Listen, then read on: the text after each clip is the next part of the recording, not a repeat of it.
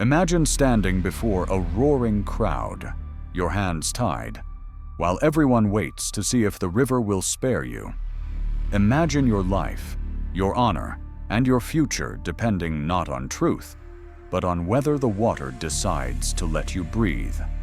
This was justice in ancient Babylon. This was the courtroom of Hammurabi. Today, we're diving into the world of the Babylonian adultery trial, a place where private love turned into a public spectacle, where rumor and passion met cold legal code, and where the river itself became judge, jury, and executioner. Without further ado, let's begin. The stage of Babylon. Babylon was one of the brightest jewels of the ancient world, a city of towering ziggurats, bustling markets, thick clay walls, and kings who believed the gods had handed them the right to rule. People lived close together, which meant one thing: everybody knew everybody else's business. Privacy was a luxury nobody really had.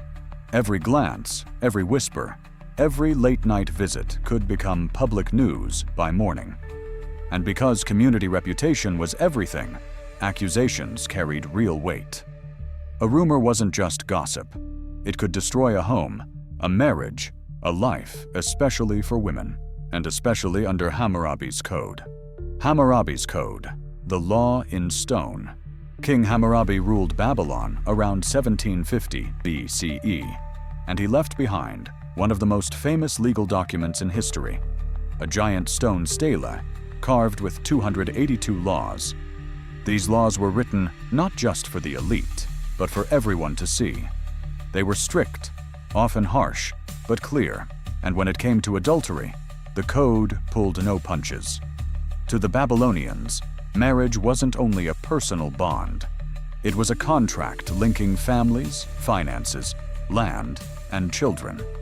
So adultery wasn't considered a private matter between two partners.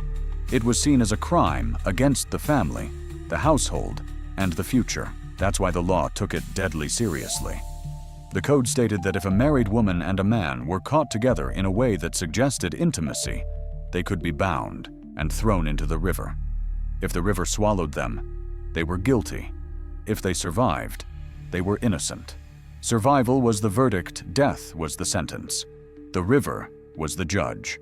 The public trial, where the crowd became witnesses. Picture a courtyard filled with neighbors, elders, and strangers. People gather, because this is not a quiet hearing. This is a public trial, a ritual, a spectacle, and a community event.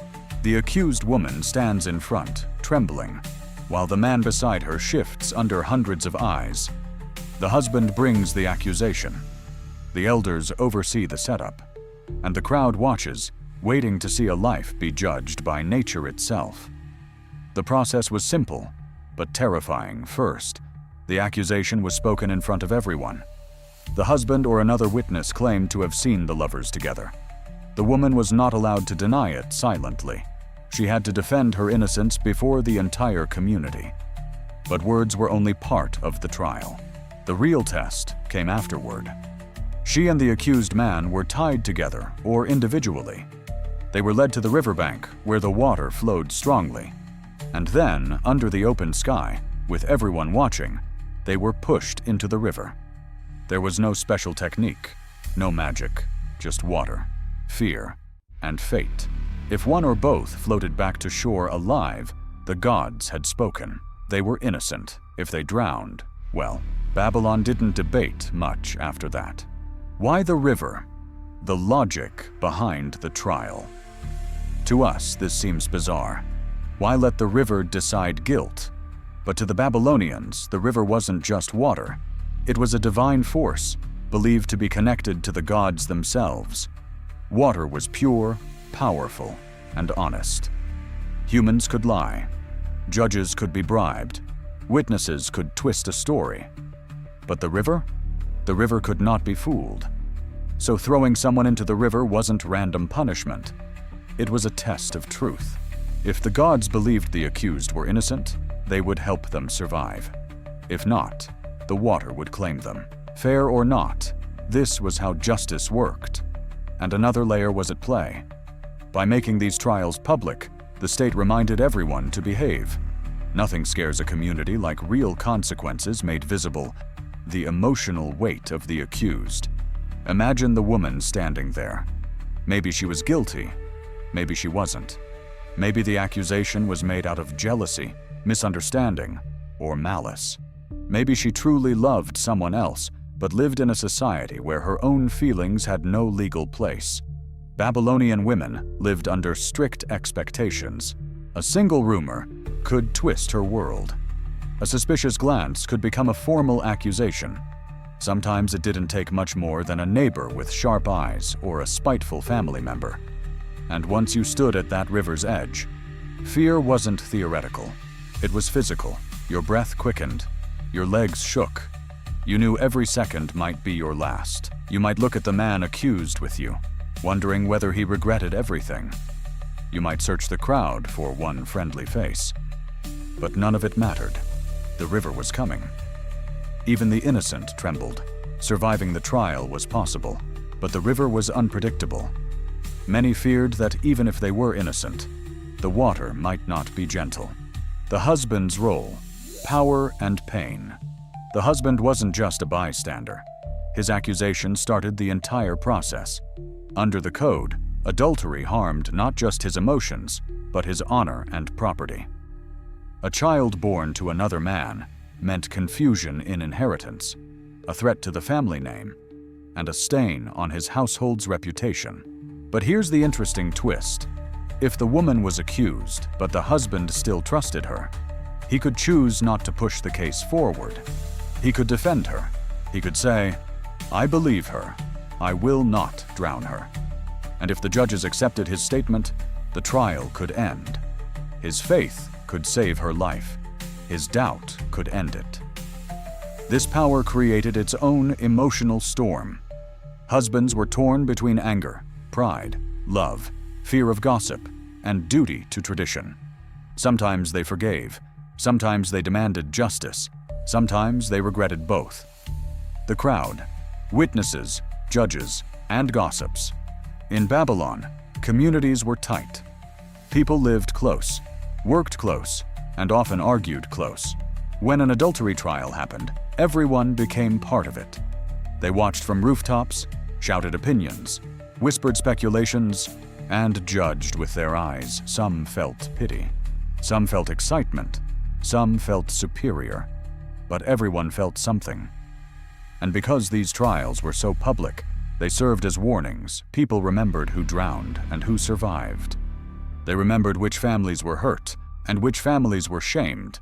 Public memory was its own form of punishment. What if the woman survived?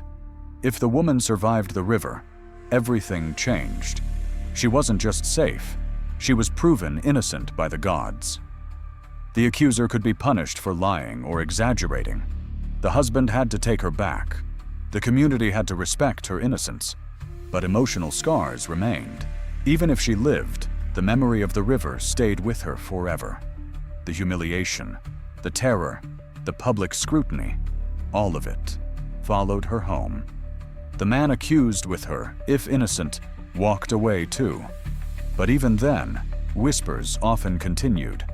Babylon believed in divine judgment, but humans loved gossip more, a society built on fear and order. The Babylonian adultery trial wasn't just about love or cheating.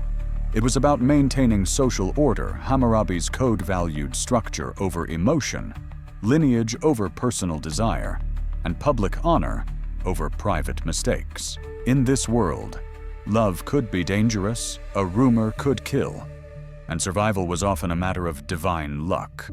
But these laws didn't appear out of nowhere. They came from a society trying to control chaos, protect property, enforce family lines, and keep the community stable. They believed strict rules kept civilization alive. It was harsh, it was dramatic, but to them, it made sense. The Babylonian adultery trial shows us how ancient justice could be both terrifying and deeply symbolic. It reminds us that the idea of public shame, strict control, and harsh consequences for private actions is not new. Many cultures, even today, still echo pieces of these beliefs. Love has always been risky, but in Babylon, it could be fatal. If you enjoyed this deep dive into ancient justice and the dramatic world of Hammurabi's code, hit like, subscribe, and share it with someone who loves history as much as you do. And tell me in the comments, if your fate depended on the river, do you think you'd make it out? See you in the next episode.